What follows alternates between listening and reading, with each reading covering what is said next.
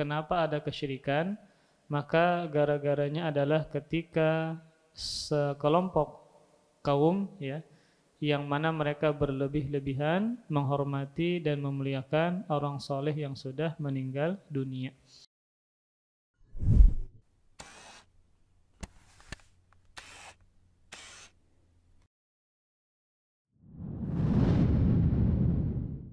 Assalamualaikum warahmatullahi wabarakatuh. Innal hamdalillah nahmaduhu wa nasta'inuhu wa nastaghfiruh wa natubu ilaihi wa na'udzu billahi min shururi anfusina wa min sayyiati a'malina may yahdihillahu fala mudhillalah wa may yudlil fala hadiyalah wa asyhadu an la ilaha illallah wahdahu la syarikalah wa asyhadu anna Muhammadan abduhu wa rasuluhu la nabiyya ba'dah.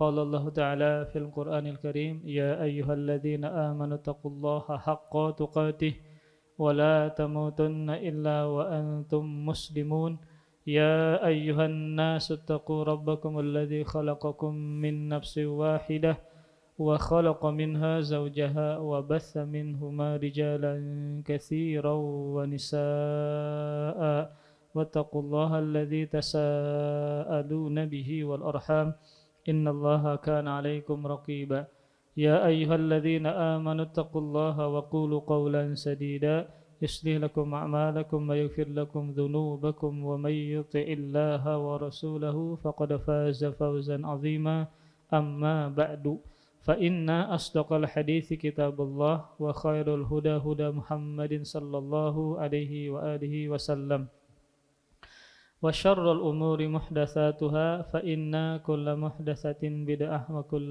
بدعة ضلالة وكل ضلالة في النار والعياذ بالنار.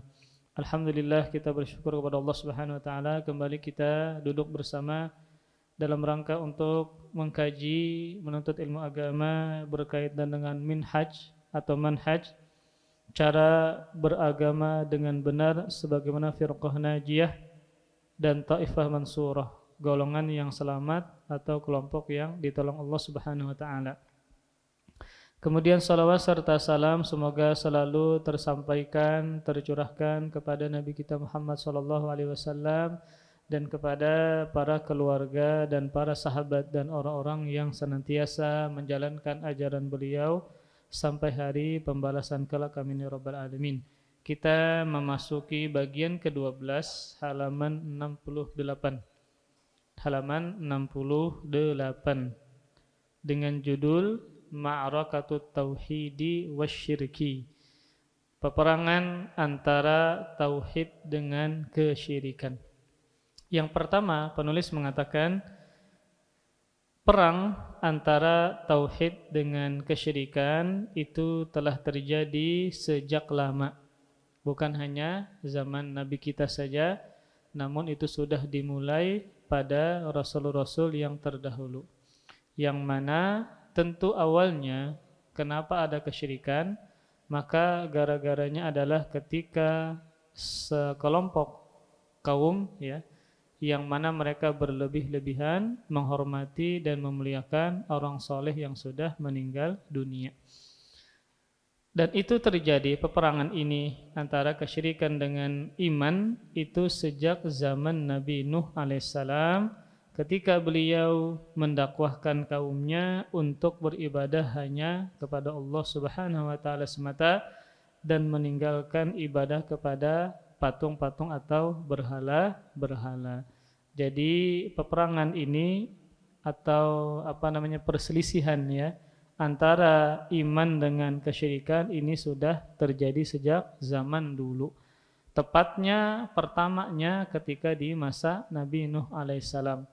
Nah, maka masa-masa sebelum beliau seperti zaman Nabi Adam, maka tidak ada kesyirikan yang terjadi. Tidak ada kesyirikan yang terjadi. Yang Allah sebutkan dalam Al-Quran berkaitan dengan kemaksiatan yang terjadi di zaman Nabi Adam adalah salah satu anak Nabi Adam membunuh saudaranya. Tidak terjadi kesyirikan pada zaman tersebut. Nabi Nuh berada di tengah kaumnya selama 950 tahun. Ini waktu yang tidak sebentar, sangat lama. Makanya perumpamaan contoh kesabaran yang luar biasa berkaitan dengan dakwah adalah sosok Nabi Nuh alaihissalam, dan dijadikan contoh teladan bagi siapapun yang ingin bisa kuat dan sabar ketika berdakwah.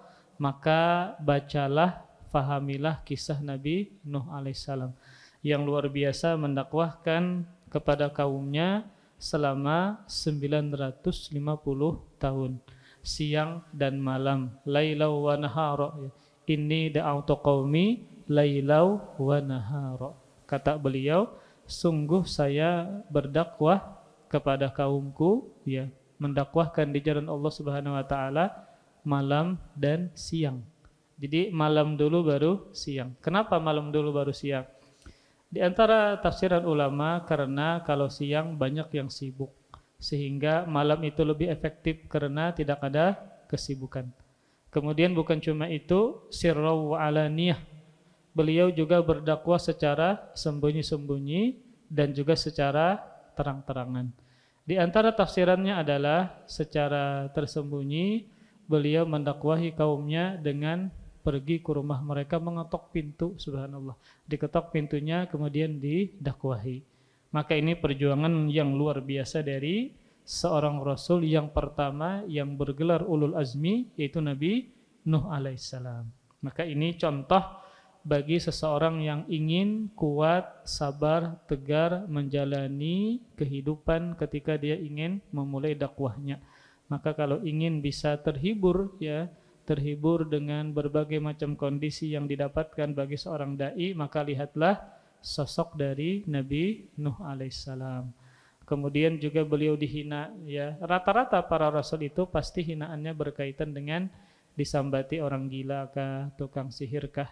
Yang tujuan dari hinaan tersebut agar menjauhkan dari orang-orang. Karena ketika dituduh orang gila pasti orang menjauhi. Ketika dituduh orang tukang sihir pasti dijauhi.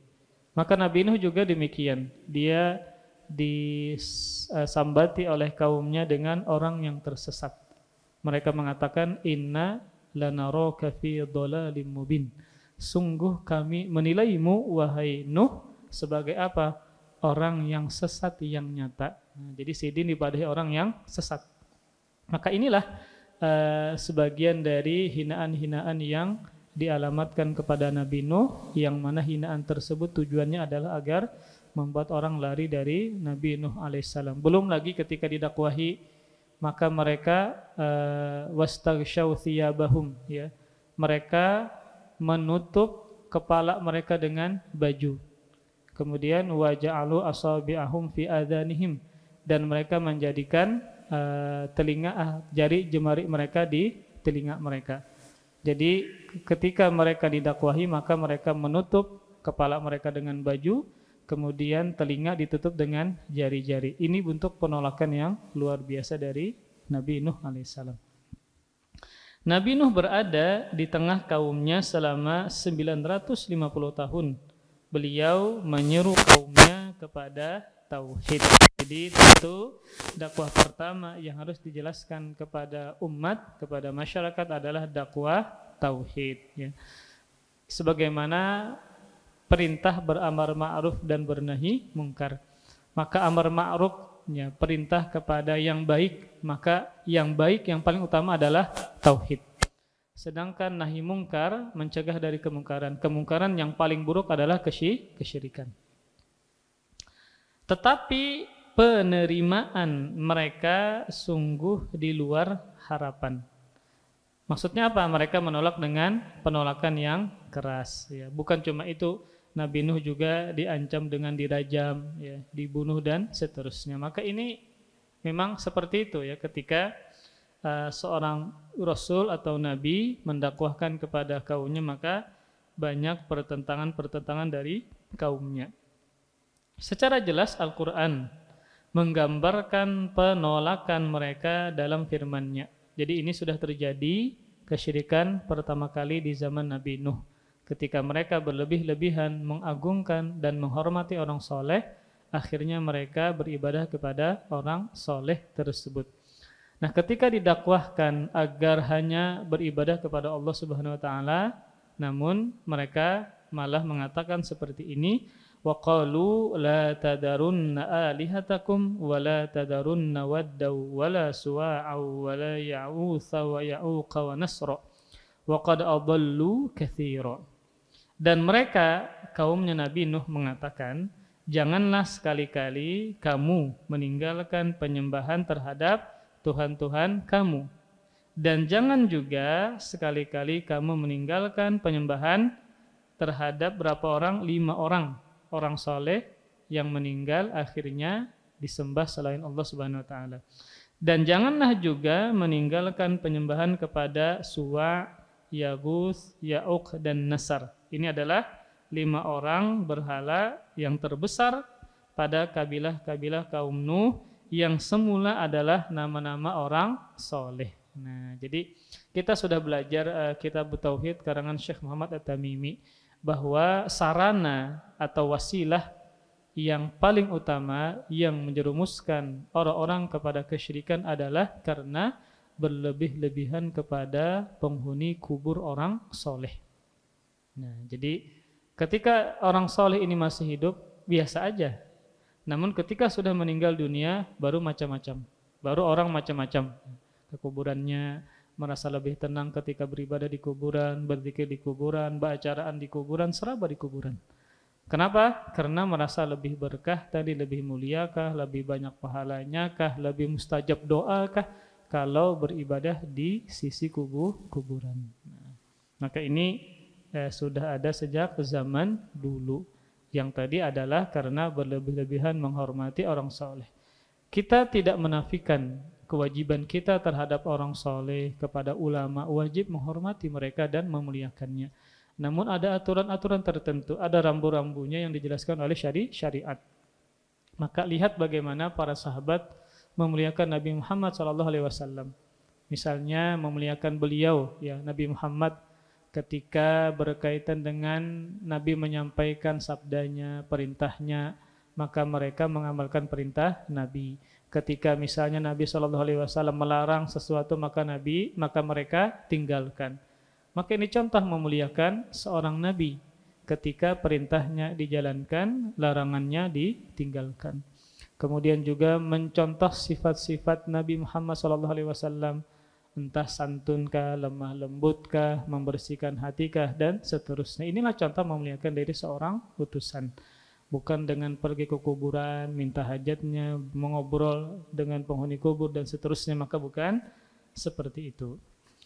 Kemudian berkaitan dengan ayat tadi, maka rawahul Bukhariyu an Ibni Abbas radhiyallahu anhuma fi tafsiri hadhil ayah qala hadhihi asma'u rijalin solihin min qaumi Nuh falamma halaka ulaika awhasyaitanu ila qaumihim aninsibu ila majalisihim allati kanu yajlisuna fiha ansoban wasammuhum bi asma'ihim fafa'alu walam tu'bad hatta idha halaka ulaika wa nusiyal ilmu ubidat. Imam Bukhari meriwayatkan tentang tafsiran ini dari sahabat Nabi sekaligus sepupu Nabi Abdullah bin Abbas radhiyallahu anhuma. Abdullah bin Abbas mengatakan tentang ayat tadi, ini adalah nama-nama orang-orang solih dari kaum Nabi Nuh alaihissalam. Ketika mereka meninggal dunia, syaitan membisikkan kepada kaumnya agar mereka membuat patung orang-orang soleh tersebut di tempat-tempat duduk mereka, di majelis mereka. Jadi orang soleh ini di mana biasanya mereka beribadah, ya. Maka di situ dibikin patung. Dan agar memberikan nama sesuai dengan nama-nama mereka, patungnya ini namanya ini, sesuai dengan nama-nama mereka. Maka mereka pun melakukan perintah syaitan tersebut. Pada awalnya atau semula patung-patung itu tidak disembah, hanya sebagai penyemangat untuk beribadah. Nah, jadi syaitan bermain di sini. Dia pandai, ya. Pertama-tama andak dulu potosidin. Nanti kelelawasan diambil berkah dari potosidin, ya. Kalau berdoa menghadap potosidin misalnya. Nah, akhirnya seperti itu. Makanya kita dilarang, ya, membuat makhluk yang bernyawa, entah dengan menggambarkah atau dengan bentuk fisik seperti patung. Itu dilarang. Tetapi ketika mereka semua sudah binasa, maksudnya generasi pemahat sudah meninggalan, sudah binasa. Dan ilmu telah diangkat, lalu datang generasi setelahnya, ya. Generasi pemahat meninggal dunia, kemudian ilmu sudah diangkat, ya. Tidak ada lagi yang membimbing mereka kepada kebenaran, kepada hak, karena ilmu sudah diangkat. Maka mulailah patung-patung itu disembah. Entah dengan tadi misalnya berdoa kepada patung tadi dan seterusnya. Jadi syaitan di sini membisikkan mereka, ayo supaya semangat beribadah, bikin fotonya, bikin patungnya. Ketika melihat semangat, ya. Kemudian ketika generasi pemahatnya meninggal dunia, datang generasi setelahnya yang tidak paham, yang tidak memiliki ilmu agama, lalu ada patung, syaitan membisikkan, inilah sesembahan yang disembah oleh nenek moyang kalian. Akhirnya disembah. Kemudian, jadi yang pertama peperangan terjadi antara kesyirikan dan tauhid adalah terjadi pada zaman Nabi Nuh alaihissalam. Ketika kaumnya ternyata mereka beribadah kepada patung-patung orang-orang soleh tersebut. Kemudian yang kedua, selanjutnya datanglah para rasul setelah Nabi Nuh. Jadi peperangan ini berlanjut, ya. Yang pertama tadi di zaman Nabi Nuh alaihissalam, kemudian berlanjut setelah Nabi Nuh, para rasul setelahnya. Mereka menyuruhkan kaumnya agar beribadah hanya kepada Allah Subhanahu wa taala saja. Jadi kalau kita perhatikan, jenis kesyirikan yang terjadi adalah berkaitan dengan syirik uluhiyah, syirik ibadah. Rububiyah ada namun tidak sebanyak uluhiyah. Jadi kalau kita lihat dari zaman Nabi Nuh, kemudian zaman-zaman setelahnya, maka dalam Al-Quran yang diceritakan itu biasanya adalah kesyirikan berkaitan dengan ibadah. Tidak mengikhlaskan dan memurnikan ibadah hanya kepada Allah Subhanahu wa taala. Adapun syirik rububiyah memang ada tapi tidak sebanyak syirik uluhiyah berkaitan dengan ibadah. Mereka menyuruh kaumnya agar beribadah hanya kepada Allah Subhanahu wa taala semata dan agar meninggalkan apa yang mereka sembah selain Allah, sebab mereka sesembahan ini tidak berhak untuk disembah. Renungkanlah ayat suci Al-Qur'an yang menceritakan tentang keadaan mereka, para rasul dan kaumnya. Firman Allah Subhanahu wa taala surah Al-A'raf ayat 65.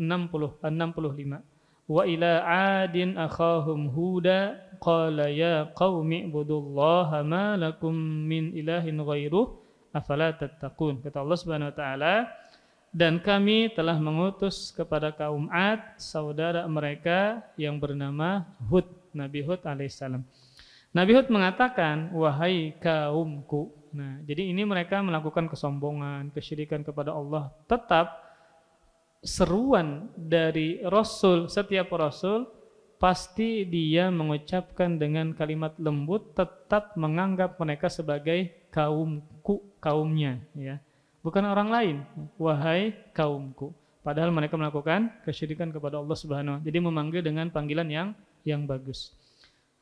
Wahai kaumku, u'budullah, sembahlah Allah, sekali-kali tidak ada sesembahan bagimu selainnya. Mengapa kamu tidak bertakwa kepadanya, kepada Allah Subhanahu wa taala. Jadi di sini Nabi Hud ya mengatakan kepada mereka yang hanya pantas satu-satunya disembah dan diibadahi adalah hanya Allah Subhanahu wa taala. Maka selainnya tidak pantas untuk disembah. Kemudian di akhir ayat beliau mengatakan, mengapa kalian tidak bertakwa kepada Allah Subhanahu wa taala. Jadi memang berkaitan dengan takwa ini adalah wasiat orang-orang atau para nabi sebelumnya dan juga wasiat dari nabi sekarang, Nabi Muhammad SAW kepada kaumnya agar senantiasa bertakwa kepada Allah Subhanahu wa taala. Kemudian setelah itu datang Nabi Saleh alaihissalam. Nabi Saleh pun juga demikian. Di surah Hud ayat 61, wa ila thamud akhahum salihah. Qala ya qaumi ibudullaha ma lakum min ilahin ghairuh. Dan kepada Tsamud ya. Ini Samud ini bukan bahasa Indonesia, Samud itu binatang bukan. Ini nama kaum. Ya. Dan kepada kaum Samud kami utus saudara mereka sendiri yang bernama Salih. Nabi Saleh mengatakan, wahai kaumku, sembahlah Allah, sekali-kali tidak ada bagimu Tuhan selain Dia. Lagi-lagi berkaitan dengan mengesahkan Allah dari sisi uluhiyah atau ibadah.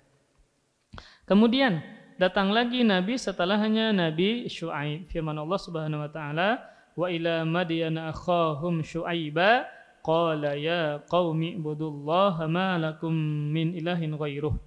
Dan kepada penduduk Madian kami utus saudara mereka yang bernama Syuaib. Dia mengatakan, wahai kaumku, sembahlah Allah, sekali-kali tidak ada sesembahan bagimu selain Dia. Lagi-lagi mengajak mereka agar hanya beribadah kepada Allah Subhanahu wa taala saja. Kemudian datang Nabi setelahnya, Nabi Ibrahim alaihissalam. Nabi Ibrahim disebut dengan Abul Anbiya, nenek moyangnya para nabi. Kenapa demikian? Karena banyak nabi setelahnya itu dari keturunan Nabi Ibrahim alaihissalam. Entah dari bangsa Yahudi, bangsa Nasrani, atau dari bangsa Arab, ya. Maka para nabi-nabi mereka itu berasal dari Nabi Ibrahim alaihissalam. Makanya Nabi Ibrahim disebut dengan Abul Anbiya, nenek moyangnya para nabi. Firman Allah Subhanahu wa taala di surah Az-Zukhruf ayat 26 dan 27, wa idz qala Ibrahimu li abihi wa qaumihi innani bara'um mimma ta'budun illa alladzi fatarani fa innahu sayahdin. Firman Allah Subhanahu wa taala, dan ingatlah wahai Muhammad ketika Ibrahim berkata kepada ayahnya yang bernama Azar. Terkadang ya ada sebagian yang mentakwil bahwa yang musyrik itu bukan ayahnya tapi pamannya. Memang dalam bahasa Arab terkadang ayah dibawakan kepada makna paman. Tapi kalau ada indikasinya, maka setiap kata dalam bahasa Arab itu harus dikembalikan kepada makna utamanya, makna zahirnya. Tidak boleh dipalingkan kecuali ada indikasi atau dalil sehingga bisa dipalingkan dari makna asal. Maka tidak ada indikasi atau yang merubah makna ayah kepada makna paman. Maka sebagaimana ada seorang nabi tapi anaknya kafir, Nabi Nuh.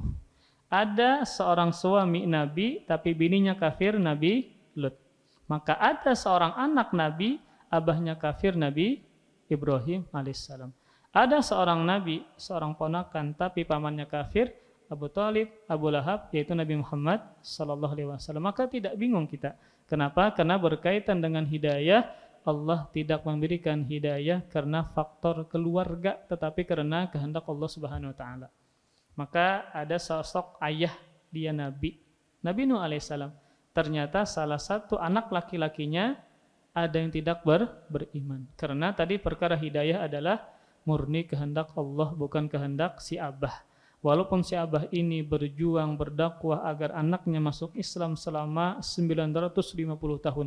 Kalau Allah tidak menghendaki, maka sampai mati pun anak ini tetap menjadi orang kafir, tidak beriman kepada Allah Subhanahu wa taala. Karena memang berkaitan dengan hidayah bukan karena faktor keturunan atau keluarga, tetapi adalah karena kehendak Allah Subhanahu wa taala.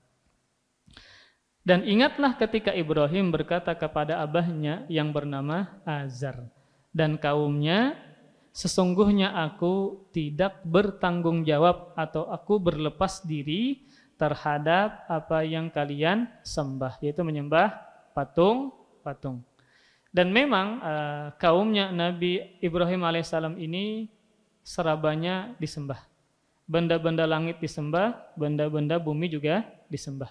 Jadi Nabi Ibrahim menghadapi dua jenis kesyirikan dari kaumnya. Yang pertama, kampung beliau sendiri, ya, Abah Sidin yang memahat patung, ya, kemudian menyembah benda-benda bumi, yaitu patung. Setelah itu beliau berjumpa dengan para penyembah benda-benda langit.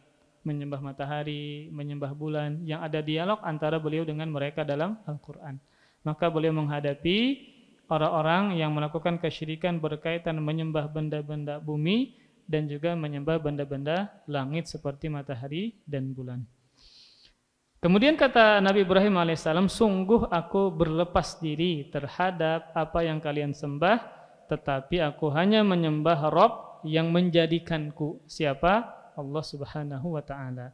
Karena sesungguhnya Dia akan memberikan petunjuk kepadaku. Dan ini dalil bahwasanya ketika seseorang mentauhidkan Allah Subhanahu wa Ta'ala, maka itu adalah sumber petunjuk dan hidayah dari Allah Subhanahu wa Ta'ala. Kemudian penulis mengatakan, nah jadi di sini penulis membawakan dua berkaitan dengan peperangan antara tauhid dengan kesyirikan.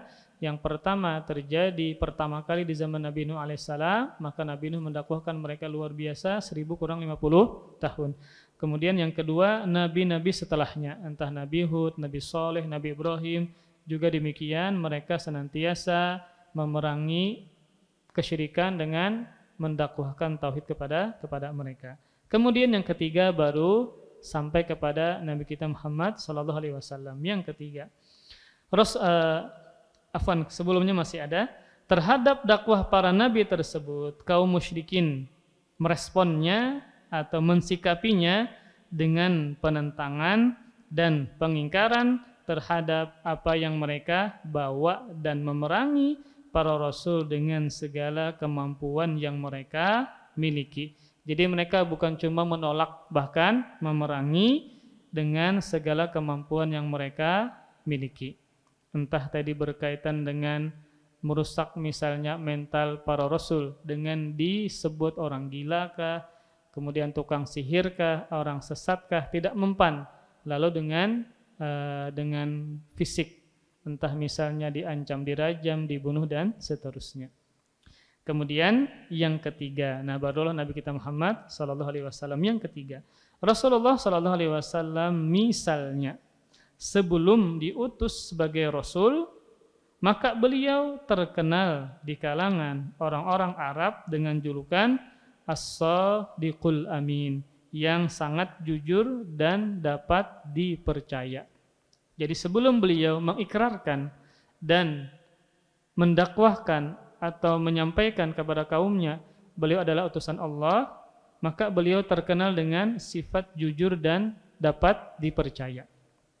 Apa buktinya? Buktinya berkaitan masalah peletakan Hajar Aswad. Ya, peletakan Hajar Aswad. Maka orang-orang Quraisy berselisih siapa yang pantas untuk meletakkannya. Maka setiap kabilah punya pemimpin masing-masing yang ingin yang ingin meletakkan batu mulia itu di sudut Ka'bah.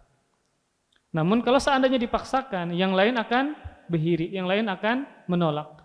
Sehingga kata mereka memutuskan bahwa yang pantas adalah Nabi Muhammad sallallahu alaihi wasallam dan mereka sepakat. Kemudian ternyata Nabi Muhammad punya rencana lain, yaitu bawa satu kain, kemudian setiap sudutnya diangkat oleh setiap pemimpin dari 4 kabilah yang terbesar. Tetapi tetap ketika diangkat yang meletakkan siapa? Nabi Muhammad sallallahu alaihi wasallam. Sehingga tidak terjadi peperangan, tidak terjadi peperangan. Memang dulunya itu berkaitan dengan perang, perkara remeh pun bisa perang, perkara yang ringan, yang masalah kecil bisa menjadi peperangan. Makanya ada syair, ada syair-syair yang ditulis di Ka'bah ya, yang di dinding-dinding Ka'bah itu terkenal dulunya. Jadi ada seorang penyair dia mengatakan, saimtu takalifal hayati wa man ya'ish thamanina haulan la abalaka yas'ami. Dia mengatakan, saimtu takalifal hayah, saya bosan dengan beban-beban kehidupan dan orang yang hidup pada saat tersebut. Kata dia, thamanina haulan la abalaka yas'ami, 80 tahun tidak punya ayah karena bosan, karena bosan dengan kehidupan. Maksudnya adalah karena sebab peperangan selama 80 tahun, karena perkara yang remeh, akhirnya banyak anak yang menjadi yatim. Peperangan selama 80 tahun, perang terus. Kenapa? Karena sebab yang kecil, yang remeh, tidak bisa didamaikan, berselisih kemudian perang. Kata penyair ini, saya bosan dengan beban kehidupan. Gara-gara perkara yang remeh, banyak anak yang kehilangan abahnya. Jadi orang dulu itu ketika ada perselisihan, ya perang. Makanya ketika di kota Madinah, kan Aus dan Khazraj ini dulunya adalah mereka suka perang. Perang. Suku Ansor dulunya atau orang-orang kota Madinah. Ketika Nabi SAW hijrah ke kota Madinah, maka mereka dipersaudarakan oleh Nabi Muhammad SAW, kemudian juga dipersaudarakan dengan kaum muhajirin.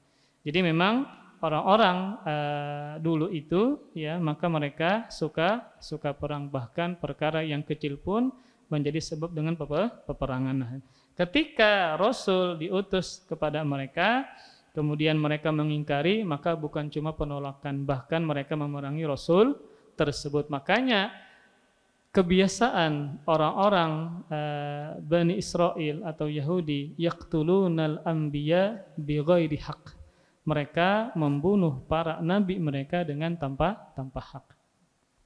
Kemudian yang ketiga, Rasulullah SAW misalnya sebelum diutus sebagai Rasul tadi dikenal dengan julukan yang jujur dan sangat dipercaya. Tetapi tatkala beliau mengajak kaumnya menyembah hanya kepada Allah dan mengesakannya serta menyuruh agar meninggalkan apa yang disembah oleh nenek moyang mereka, dan serta mereka lupa dengan kejujuran dan keamanahan beliau.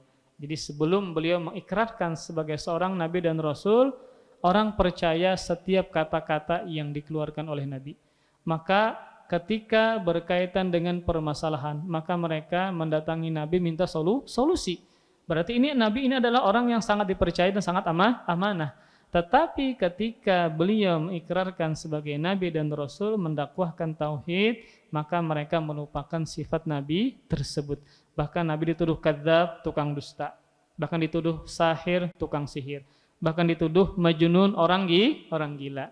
Maka sifat yang baik dulunya menjadi hilang di sisi mereka karena nabi mengikrarkan sebagai seorang rasul dan mendakwahkan hanya menyembah kepada Allah Subhanahu wa taala saja.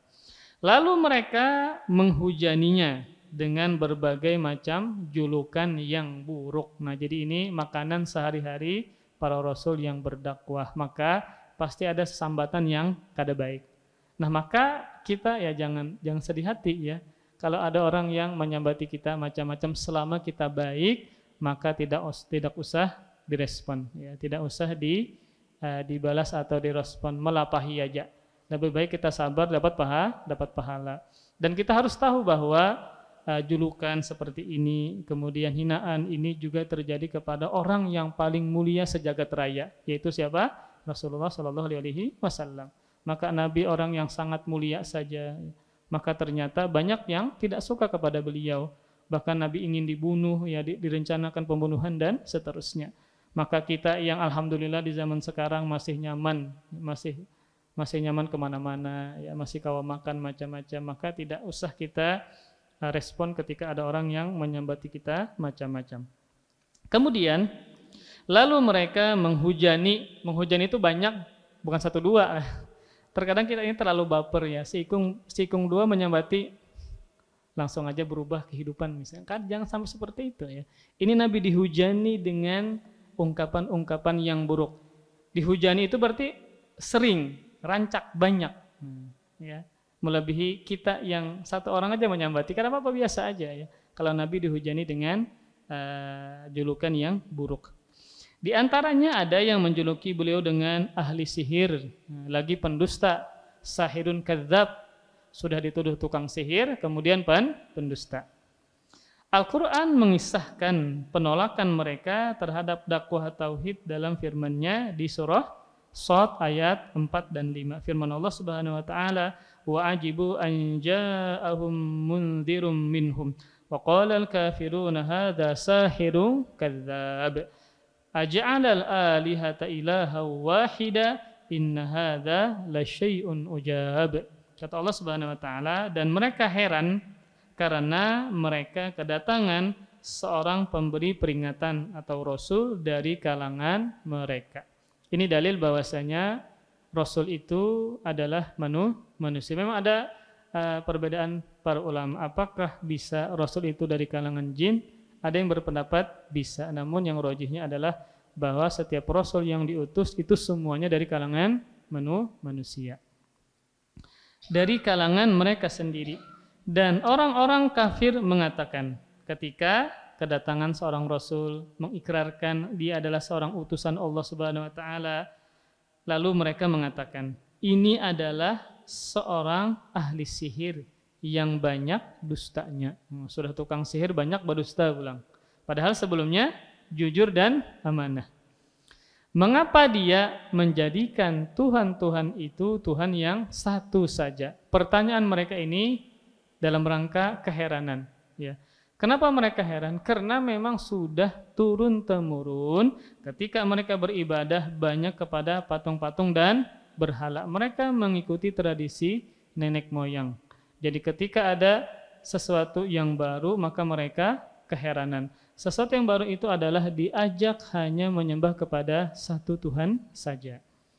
Sesungguhnya kata mereka, ini benar-benar suatu hal yang sangat mengherankan. Diajak hanya menyembah kepada satu Tuhan. Bagi mereka itu adalah sangat mengherankan. Kenapa? Karena memang pada asalnya mereka mengikuti ajaran dan tradisi nenek moyang yang banyak beribadah kepada patung-patung dan sesembahan. Makanya ketika Nabi SAW menaklukkan kota Mekah, itu berapa buting berhala yang ada di sekitaran Ka'bah? Berapa? Bukan 10, bukan 20, bukan 100, 360, banyak benar. Di mana? Di sekitaran Ka'bah. Ketika Nabi menaklukkan kota Mekah, maka Nabi menghampiri Ka'bah kemudian menghancurkan semua patung dan berhala yang ada di sekitaran Ka'bah tersebut. Jumlahnya sangat banyak. Berapa? Bukan 10, bukan 20, bukan 100, 360. Makanya ketika diajak menyembah satu Tuhan saja, maka mereka heran. Karena kebiasaan mereka tadi punya banyak patung dan sesembahan. Bahkan mereka membuat patung dari roti, dari adonan roti. Nah, dibikin, saking mereka ini sangat sangat kreatif. Tuhan dibikin dari makanan. Jadi amun lapar Tuhannya dimakan. Nah, makanya para ikhwas sekalian, jadi mereka keheranan dan kebingungan karena memang kebiasaan mereka menyembah banyak patung dan berhala. Kemudian dalam surah yang lain, Az-Zariyat 52 dan 53. Kadzalika ma atal ladzina min qablihim mir rasulin illa qalu sahirun aw majnun atawasaw bihi bal hum qaumun taghun. Kata Allah Subhanahu wa taala, demikianlah tidak ada seorang rasul pun yang datang kepada orang-orang yang sebelum mereka, melainkan mereka umatnya, kaumnya mengatakan dia adalah seorang tukang sihir atau orang gila. Jadi konotasinya ketika disambati orang gila atau tukang sihir itu konotasi yang buruk dan jelek, sehingga kalau disambati dengan sambatan seperti ini maka orang akan menjauh. Siapa orang yang akan berparak lawan tukang sihir kena sihir. Siapa yang akan berparak lawan orang gila kena pukul dan seterusnya. Maka ini adalah julukan-julukan yang membuat orang lari dari kebenaran. Nah, sama misalnya ketika kayak misalnya kita ya mendakwahkan agar mengamalkan ajaran Nabi, agar memurnikan ajaran Nabi, tidak menambah dan tidak mengurangi, maka ada julukan yang membuat orang itu alergi dan menghindar dari kita. Wahabi, jangan, maka orang sudah berjauhan, sudah. Satu kata aja sudah maka orang berjauh. Itu kayaknya lebih buruk daripada Syiah, lebih buruk daripada Mu'tazilah kayaknya. Sehingga ketika kata-kata itu keluar maka dia akan dihindari oleh keluarganya atau teman-temannya. Kemudian,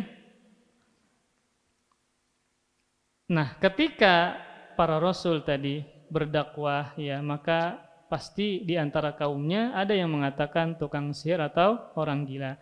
Apakah mereka saling berpesan tentang apa yang dikatakan tersebut, rata-rata kalau para rasul yang berdakwah, maka mereka dituduh dengan orang gila atau tukang sihir.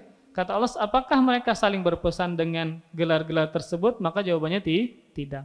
Memang rata-rata dalam rangka menjauhkan ya mereka dari kaumnya, maka tadi dengan gelar-gelar yang buruk yang biasanya berkaitan dengan tukang sihirkah, pendusta atau orang gila.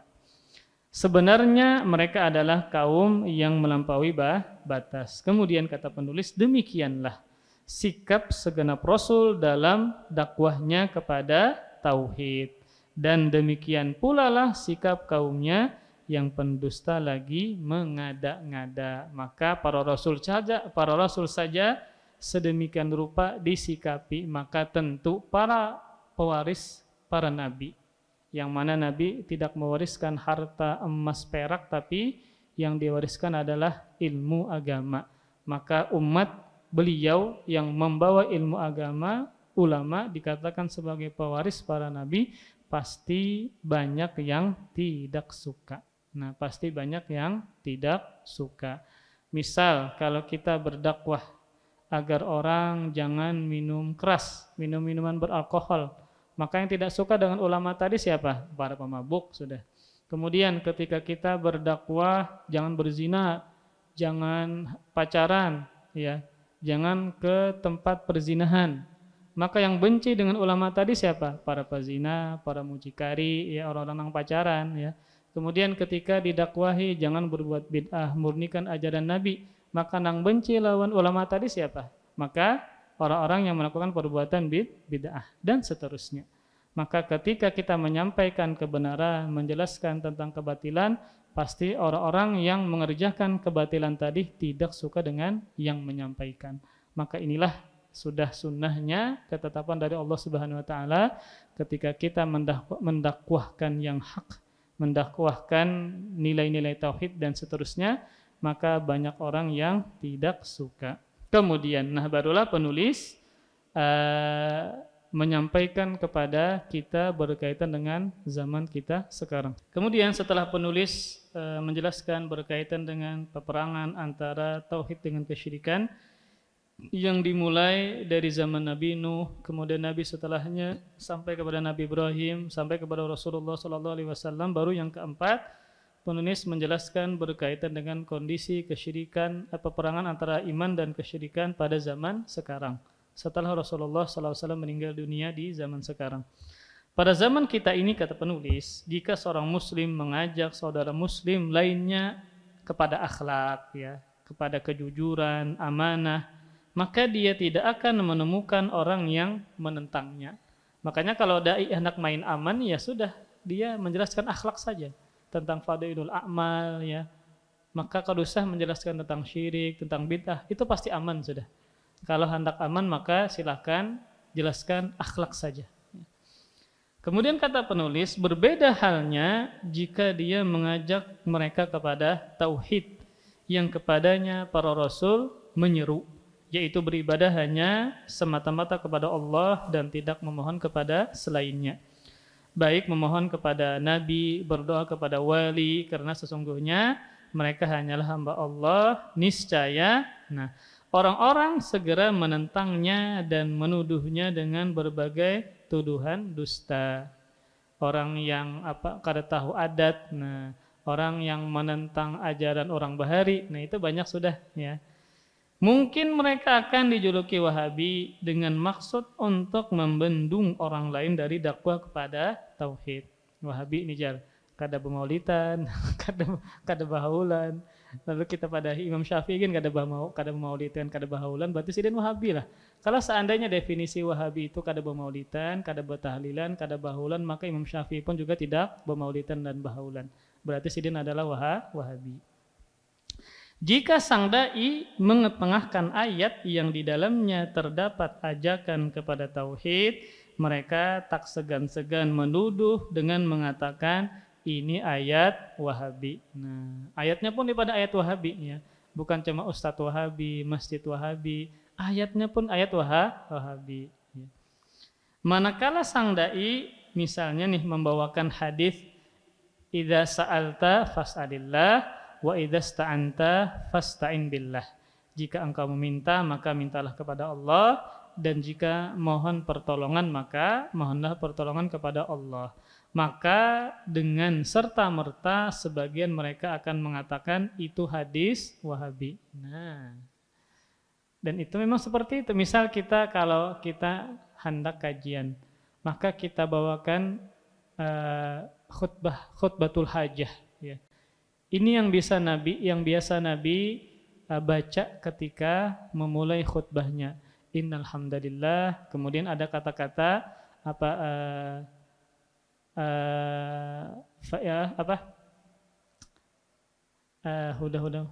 wa kullu muhdatsatin bid'ah wa kullu dhalalatin finnar. Lalu dikatakan itu adalah hadis Wahabi. Nah, karena berkaitan dengan masalah perbuatan bid'ah. Bid'ah letakkan di neraka dan seterusnya. Maka kenapa kita baca khutbatul hajah innal hamdalillah sampai wa kullu dhalalatin finnar? Itulah yang Nabi biasanya buka ketika beliau memulai khutbahnya. Lalu kita tiru. Nah, lalu dikatakan sebagai hadis Wahabi. Bila seseorang sholat dengan ini berkaitan dengan fikih pulang, ya. Ini masjidnya masjid Wahabi. Ya. Ini kada berkunut berarti Wahabi. Nah, berarti kan imam yang lain, imam yang ada yang imam tidak berkunut misalnya, maka dikatakan imam Wahabi. Jadi patokan Wahabi itu apa? Kalau seandainya tidak berkunut, maka banyak para ulama, para imam yang tidak berkunut. Apakah mereka dikatakan sebagai Wahabi? Padahal mereka hidup lama jaraknya dengan Syekh Muhammad bin Abdul Wahab.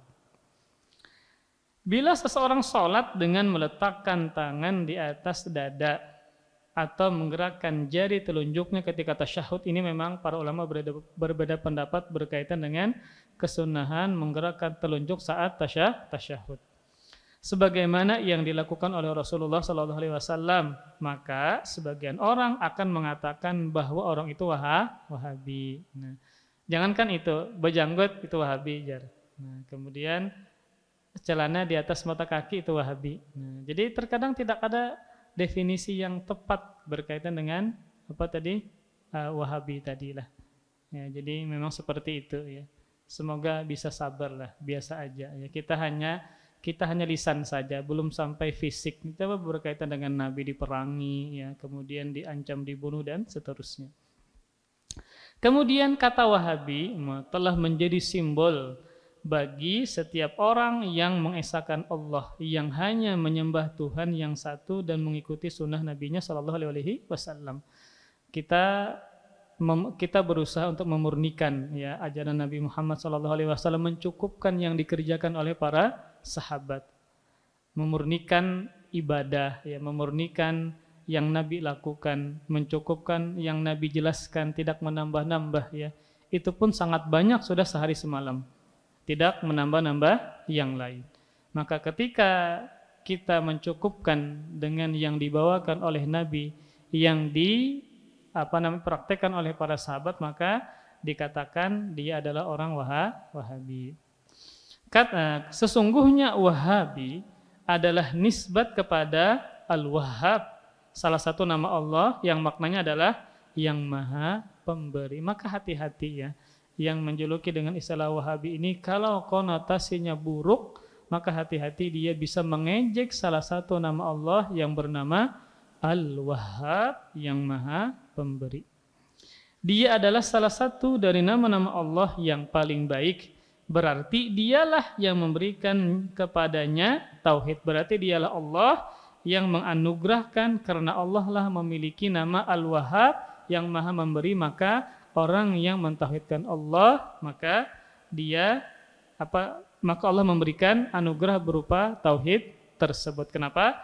Karena Allah adalah Al-Wahhab yang Maha Pemberi. Maka salah satu pemberian Allah yang paling utama adalah tentu ketika seseorang dijadikan orang yang mentauhidkan Allah Subhanahu wa taala, yang merupakan nikmat Allah yang paling besar bagi orang-orang yang mengesahkan Allah. Dia dijadikan orang yang mentauhidkan Allah Subhanahu wa taala. Kemudian yang kelima, para dai kepada tauhid hendaknya bersabar, dan meneladani Rasulullah sallallahu alaihi wasallam yang kepadanya Allah berfirman apa kepada Nabi Muhammad? wasbir ala ma yaqulun wahjurhum hajaran jamila. Nah, maka setiap dai, setiap ulama yang mengemban misi dakwah sebagaimana para rasul, karena para ulama adalah pewaris para nabi, maka mereka harus sabar dalam berdakwah sebagaimana ayat ini Allah tujukan kepada Nabi kita Muhammad sallallahu alaihi wasallam, wasbir, dan bersabarlah wahai Muhammad terhadap apa yang mereka ucapkan kepadamu, entah itu orang gila kah, tukang sihir kah, abetar kah, dan seterusnya. Dan jauhilah mereka dengan cara yang baik. Maka jauhi saja, tidak usah digubris, tidak usah direspon, dijauhi dengan baik, tidak usah dibalas, ya, dan seterusnya. Kemudian fasbir li hukmi rabbika wa la tuti' minhum athiman aw kafura. Maka bersabarlah engkau wahai Muhammad untuk melaksanakan ketetapan Rabbmu seperti berdakwah dan seterusnya. Janganlah engkau ikuti orang yang berdosa dan orang-orang kafir di antara mereka, maka jadilah orang yang mentauhidkan Allah Subhanahu wa taala. Yang keenam, setiap orang Islam tadi kan untuk dai, sekarang untuk umat Islam secara umum. Setiap orang Islam hendaknya menerima dakwah tauhid dan mencintai dai-nya dan ulamanya, karena sesungguhnya tauhid adalah dakwah para rasul secara keseluruhan, juga dakwah rasul kita Muhammad sallallahu alaihi wasallam. Maka barang siapa mencintai rasulnya sallallahu alaihi wasallam, niscaya dia akan mencintai dakwah kepada tauhid, dan barang siapa membenci dakwah tauhid, maka dia telah membenci siapa? Rasulullah sallallahu alaihi wasallam. Karena semua rasul termasuk Rasulullah sallallahu alaihi wasallam pasti yang pertama mendakwahkan dakwah tauhid. Maka cintai dakwah tauhid, cintai pembawanya, sehingga kita benar-benar mencintai siapa? Rasulullah sallallahu alaihi wasallam. Wallahu alam bissawab. Semoga Allah Subhanahu wa taala senantiasa menjadikan kita orang yang senantiasa mentauhidkannya dan dimudahkan dalam beramal soleh, terlebih kita masih berada tanggal 5 ya, Dzulhijjah. Nah, maka ambillah kesempatan ini, kita berada masih di 10 pertama bulan Dzulhijjah, maka perbanyaklah amal soleh ya, yang wajib tentu kita kerjakan, yang sunnah untuk diperbanyak, karena ini adalah hari-hari yang paling afdol di antara hari-hari seluruh dunia. Dan 10 hari pertama bulan Dzulhijjah, amalan-amalan yang dikerjakan di dalamnya sangat dicintai dan disukai Allah Subhanahu wa taala. Wallahu a'lam bishawab. Wassallallahu ala nabiyina Muhammadin wa ala alihi washabihi wa baraka wasallam. Subhanakallahumma bihamdika asyhadu an la ilaha illa anta astaghfiruka wa atubu ilaik. Wassalamualaikum warahmatullahi wabarakatuh. Terima kasih. Jazakumullahu khairan wa barakallahu fikum. Video ini dibuat atas partisipasi dari donasi Anda. Semoga menjadi amal jariah bagi Anda semuanya.